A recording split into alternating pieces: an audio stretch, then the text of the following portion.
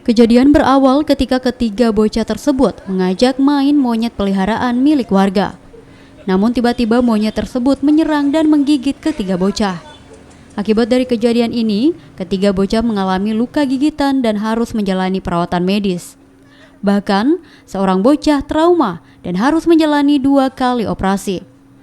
Polisi yang menerima laporan warga kemudian mengandangkan monyet tersebut untuk kemudian berkoordinasi dengan Balai Konservasi Sumber Daya Alam Provinsi Sulawesi Selatan. Di sana main, dia lihat binatang baru, bilang binatang apa itu, jadi dia langsung kasih makanan, tiba-tiba tangannya dimakan. Ya? Iya. Itu yang bawa ke sana main siapa? Banyak orang, banyak teman-temannya. Sama anak-anak. Anak-anak penasaran tuh lihat itu monyet, bilang kenapa ada binatang baru di sana, maksudnya besar begitu. Kan dia itu punya anak, dia sembunyi di situ, di bawahnya pohon bambu. Tapi anak-anak kan namanya anak-anak, dia tahu bilang binatang apa, dia langsung kasih makan kayak begini, tangannya langsung digigit terlepas.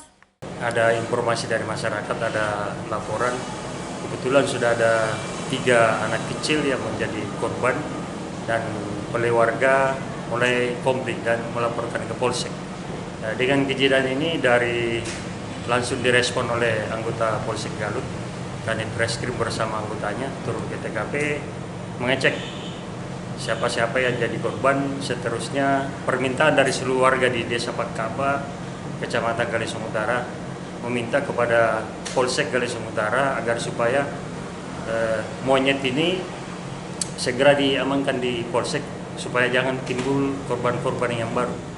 Kami sudah laporkan ke Bapak Kapolres dan beliau perintahkan untuk